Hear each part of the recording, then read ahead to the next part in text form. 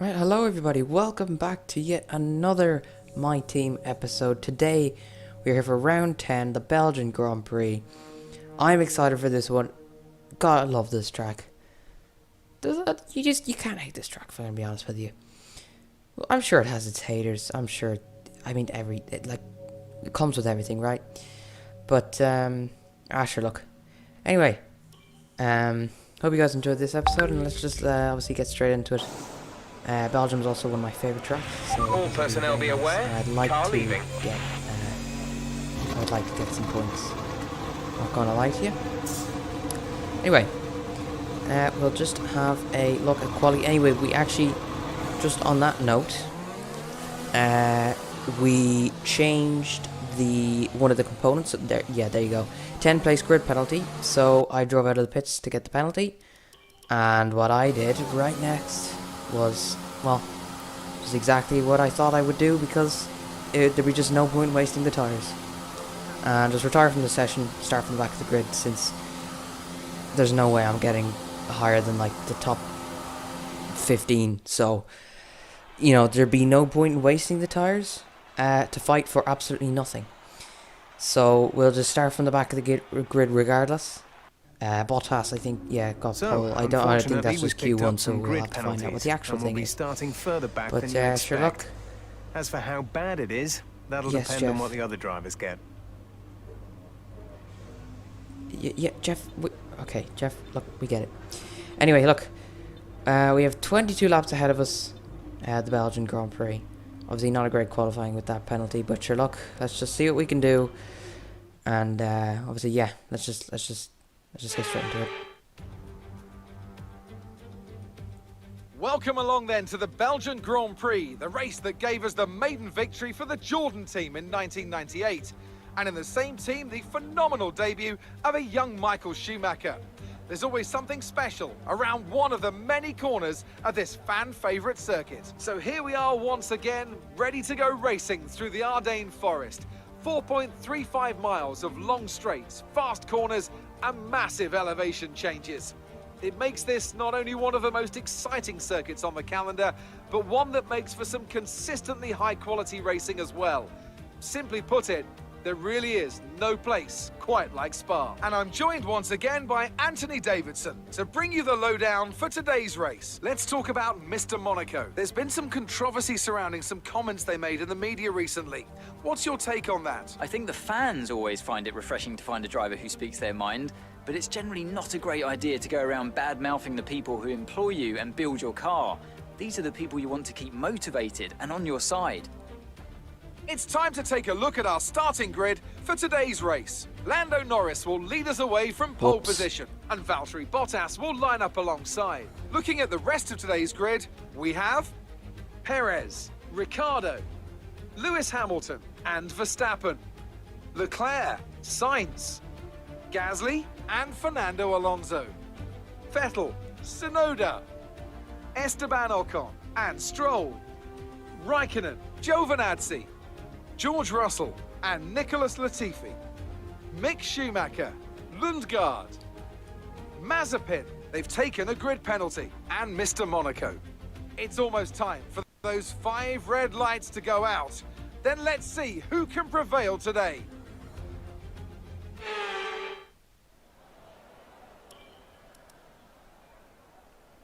Indeed, Crofty. Indeed. Anyway, let's get ready for the Belgian Grand Prix, shall we, lads? Again, I have high hopes for this track. I really, I know I said this a lot of Grand Prix that I have high hopes, but I really want to do well. I want points. Please. Anyway, we're on the one-stop strategy. Let's just get it. Obviously, we got our fuel and stuff, but let's just get right into it. Anyway, here we go. On come the lights. 5 red lights. And away we go for the Belgian Grand Prix. It's actually a pretty poor reaction, but it's actually a pretty decent getaway. It was already alongside our teammate and Nikita Mazepin. But I didn't want to risk anything. There's actually a bit of carbon fibre that's just come off some car there. I'm not entirely sure which. On track, but officials aren't looking for a safety car right but now. I decided to stay out of trouble in turn 1, and well, we didn't end up getting ourselves any damage like what they just got a minute ago. So, which I'm absolutely fine with. Anyway, we're going down the Camel Straight. It's actually a bit of a battle going up ahead of us. I was actually sending it fully around the outside of Lungard and Mazepin there. I don't know what's going on here, but we actually just completely went around the outside of everyone. Sonoda is the one that had no front wing. I only saw a small bit of front wing, but clearly the entire thing has just come off there. And that is up into P17 in a matter of corners somehow. Jesus, we were last coming up Camel Straight. What's happened there? Sure, look, anyway, we'll move on to lap 2 as we're up behind Nicholas Latifi. So we're actually making pretty steady progress here on the cars ahead.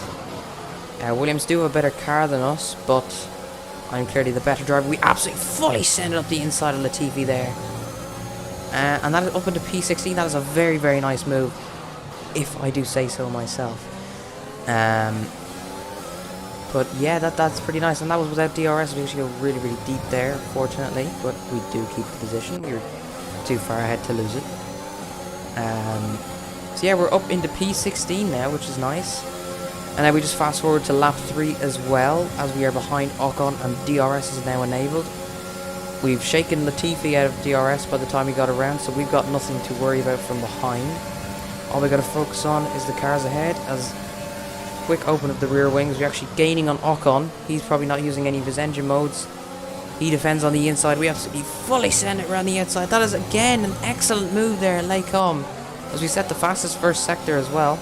Probably isn't going to last too long, but that was a very, very nice move to take that position. Now fast forward to lap 6, about 3 laps later.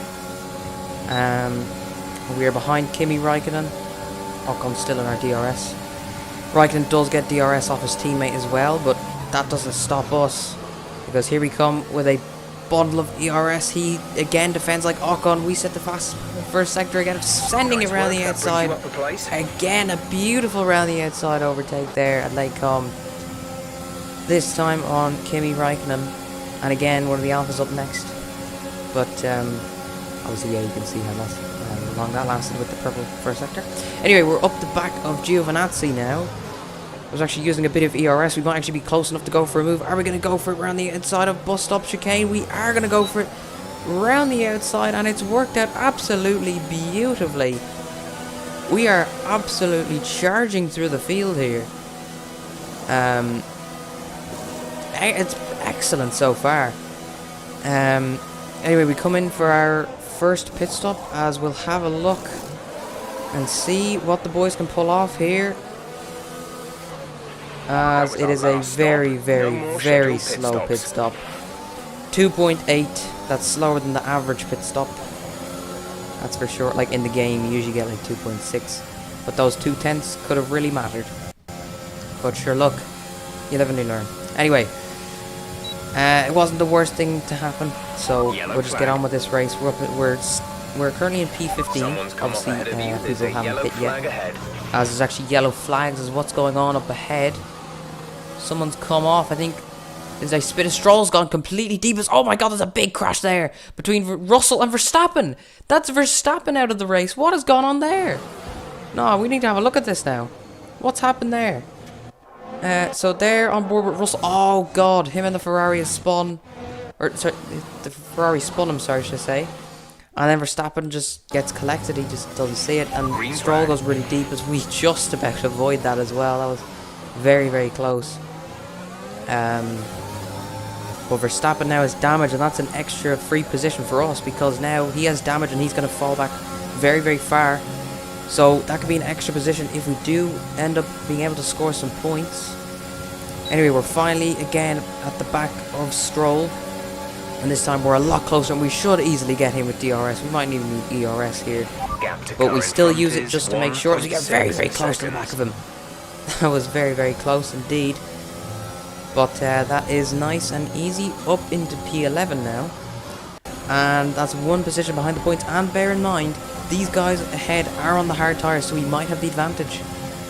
So skip forward to lap 12. We're up the back of Carlos Sainz and Fernando Alonso at the same time. We get a relatively same run as they do up Eau Rouge and Radion. So look, we do down the Kemmel Straight. Are we going to go for it? Was we going to make it 3 wide? Yes, we are. We're going to make it 3 wide as we've actually touched with them as Carlos Sainz has been spun around. And we're up into P9 in the process, but Sainz has been spun around. The two Spaniards have made contact, and that has resulted in the Ferrari driver being spun around by a former Spanish Ferrari driver. Anyway, we fast forward to lap 22 as absolutely nothing else happened for the rest of the race. It was a very interesting first half, and then it kind of just died. We also had to do a lot of fuel saving. But we are in P9 with only just a few corners to go, and Alonso is, he's nowhere to be found anyway, so we got no threats. But that is a beautiful result. That is a beautiful result. I will take 2 points in the bag. Absolutely no problem with that. Well, I had high hopes, and we got it correct. Get in there.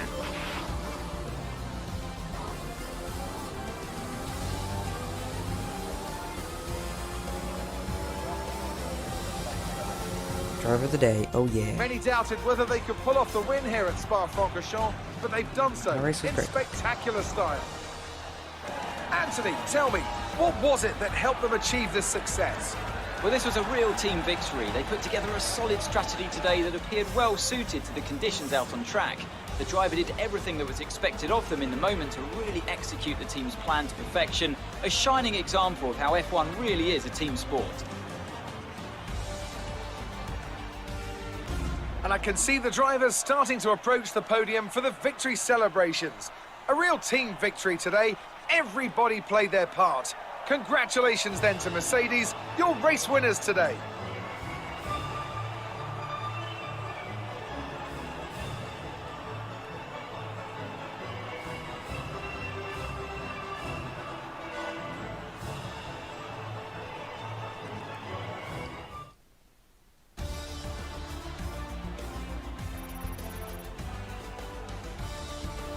And there you have it, folks. That was the Belgian Grand Prix, and that was absolutely nothing else but perfection. Nothing else but perfection. That was absolutely beautiful. Let's see what effects this result I just realised on the driver's standings. the Belgian Grand Prix didn't go ahead this season, but the Grand Prix exactly after it, the podium was the exact same, just in different order. To where they started.